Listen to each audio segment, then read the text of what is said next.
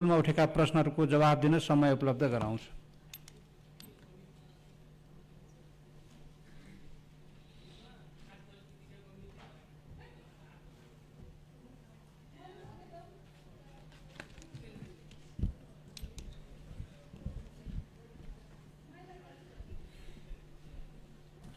सम्माननीय अध्यक्ष महोदय, सबभन्दा पहिले त नेपालको संविधान बमोजिम बन्न बाँकी कानुनहरूको विस्तृत अध्ययन र विश्लेषण गरी संविधान अनुसार बन्न बाँकी कानुनहरूको अध्ययन प्रतिवेदन 2080 तयार गर्नुहुने विधायन व्यवस्थापन समितिका मान्य सभापति तथा मान्य सदस्यहरूलाई हार्दिक धन्यवाद व्यक्त गर्न चाहन्छु र आज यसै सन्दर्भमा 10 जना मान्य सदस्यहरूले आफ्ना धारणाहरू र सरकारलाई सुझाव र टिप्पणीहरू राख्नु भएको छ। आज मैले प्रत्यक्ष तपाईहरुको कुरा सुन्ने अवसर पनि प्राप्त गरे।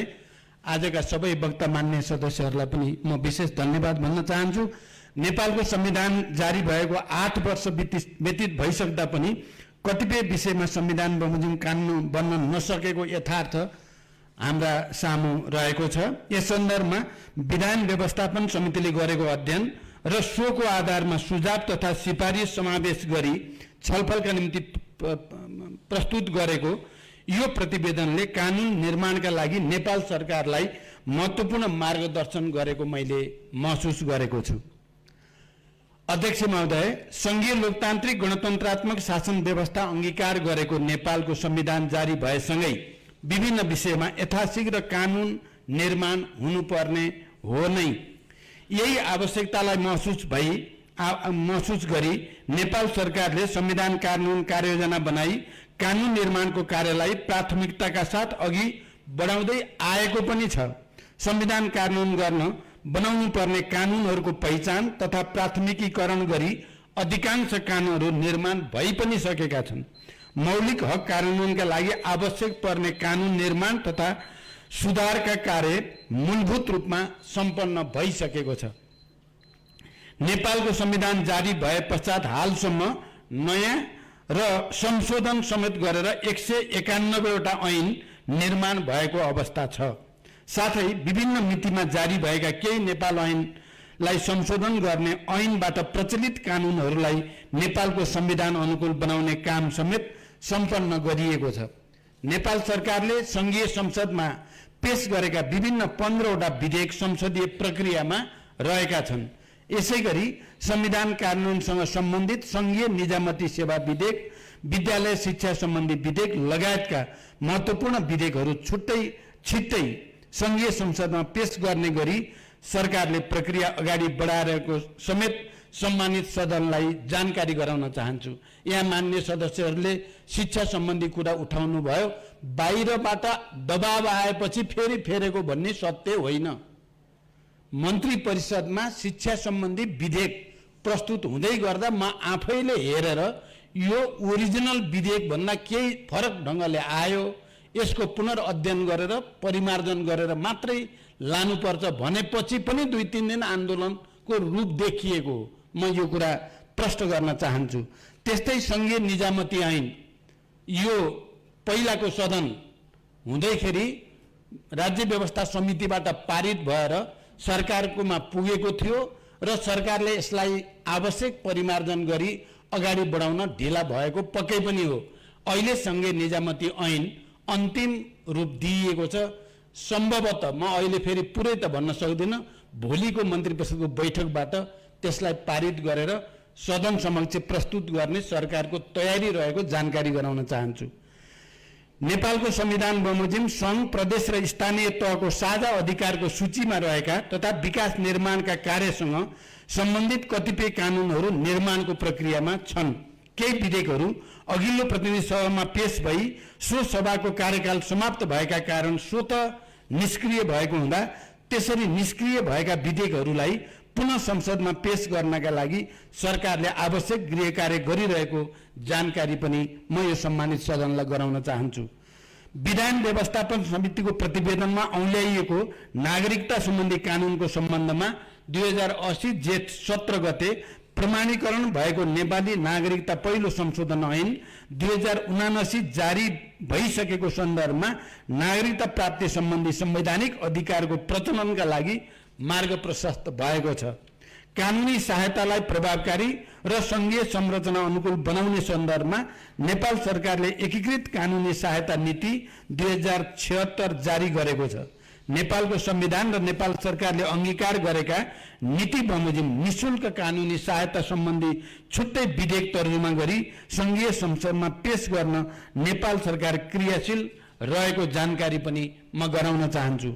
प्रतिवेदनमा औल्याइएको संघ संस्था खोल्ने स्वतन्त्रता सम्बन्धी विषयलाई संस्था दर्ता ऐन 2034 र कम्पनी ऐन 2063 ले व्यवस्था गरेको सन्दर्भमा संघ संस्थाको दर्ता तथा सञ्चालनलाई संघीयता अनुकूल बनाउनका लागि नयाँ विधेयक तर्जुमाको गृह कार्य हुँदै गरेको जानकारी पनि म गराउन चाहन्छु। साथै कार्यस्थलमा हुने यौनजन्य दुर्व्यवहार निवारण ऐन 2071 लाई महिलाको हकका विभिन्न आयामहरूलाई समेट्ने गरी परिमार्जन गर्ने कार्य सुरु भइसकेको छ। भूमिहीन दलितलाई जग्गा उपलब्ध गराउने संवैधानिक व्यवस्थाको कार्यान्वयनका लागि राष्ट्रिय भूमि आयोग क्रियाशील रहेको समेत यस सदनलाई जानकारी गराउन चाहन्छु। सञ्चार सम्बन्धी हकको प्रचलनका सन्दर्भमा मिडिया काउन्सिल, आम सञ्चार माध्यम सम्बन्धी सूचना प्रविधि विधेयकहरू तयारीको क्रममा रहेको र अनलाइन सञ्चार माध्यमहरूको दर्ता र नियमन सम्बन्धी विषय केही नेपाल ऐनलाई संशोधन गर्न बनेको विधेयकमा समावेश भएकोमा सो विधेयक संसदीय प्रक्रियामा रहेको जानकारी पनि म गराउन चाहन्छु। क्षतिपूर्ति सम्बन्धी विषय मुलुकी देवानी संहिता 2074 लाई 74 द्वारा व्यवस्थित छ भने फौजदारी कसुरका पीडितलाई क्षतिपूर्ति दिने विषय मुलुकी अपराध संहिता 2074 ले समेटेको पाइन्छ। उक्त संहिताहरूले नसमेटेका विषयका हकमा कानुन निर्माणका लागि थप अध्ययन तथा छलफल आवश्यक पर्ने देखिएको छ। नागरिकलाई रोजगारीको हक सुनिश्चित गर्ने सन्दर्भमा रोजगारीको हक सम्बन्धी ऐन 2075 कार्यान्वयनमा रहेको छ। यसैगरी आम नागरिकलाई रोजगारी सुनिश्चित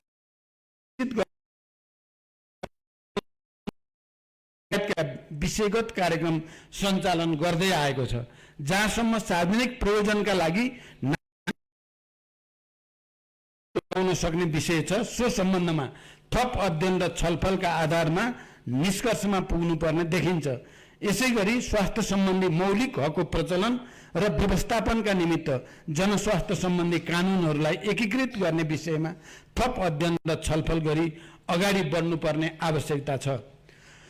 प्रतिवेदनमा उठान गरिएका संघीय न्याय सेवाका कर्मचारीको पारिश्रमिक सुविधा तथा सेवाका शर्त सम्बन्धी विषय, प्रदेश न्याय सेवा आयोगको गठन र प्रदेश न्याय सेवाका कर्मचारीहरूको पारिश्रमिक सुविधा तथा सेवाका अन्य शर्त सम्बन्धी विषय, सरकारी वकिल तथा महाधिवक्ताको कार्यालयको मातहतका कर्मचारीको पारिश्रमिक सुविधा तथा सेवाका शर्त सम्बन्धी विषयका सन्दर्भमा संघीय निजामती सेवा सम्बन्धी कानुन जारी भए पश्चात कानुन निर्माणको प्रक्रिया अगाडि बढाउनु पर्ने अवस्था रहेको छ।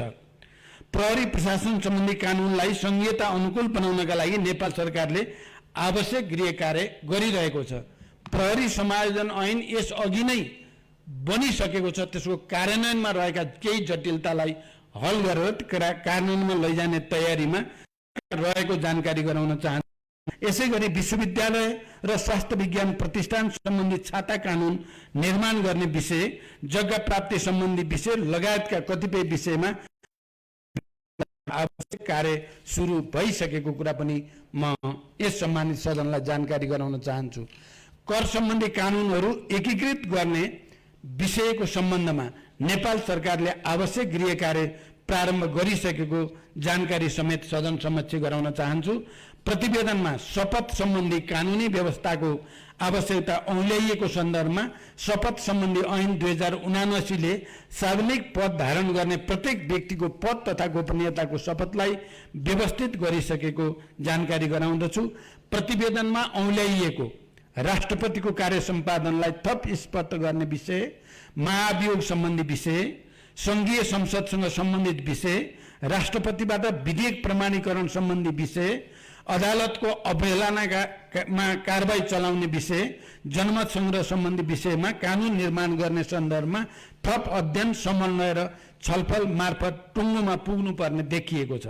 साथै अदालत र न्याय प्रशासन सम्बन्धी विषयमा सर्वोच्च अदालतसँग परामर्श गरी आवश्यक कानुन निर्माणको प्रक्रिया अगाडि बढाउनु पर्ने आवश्यकता पनि रहेको छ।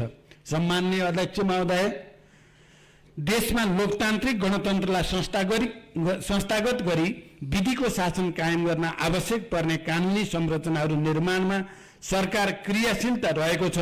संविधान कार्यान्वयनका लागि आवश्यक कानुनहरू निर्माण गर्दै त्यसको प्रभावकारी कार्यान्वयन मार्फत आम नागरिकलाई सुशासन, सामाजिक न्याय र समृद्धिको अनुभूति गराउने जिम्मेवारी सरकार, संसद र सरकारवाला निकायहरूको हो। यसका लागि नेपालको संविधान बमोजिम बन्न बाँकी कानुन निर्माण गर्न नेपाल सरकार प्रतिबद्ध र क्रियाशील रहेको जानकारी गराउँदै विधायन व्यवस्थापन समितिले प्रस्तुत गरेको प्रतिवेदन, सो प्रतिवेदन उपरको छलफलमा भाग लिनुहुने माननीय सदस्यहरूलाई पुनः हार्दिक धन्यवाद दिन चाहन्छु र यसले सरकारलाई संविधान अनुसार कानुन निर्माण गर्ने प्रक्रियामा नयाँ शक्ति प्रदान गरेको मैले महसुस गरेको छु। यति भन्दै म बिदा हुन्छु। धन्यवाद। अभिवादन।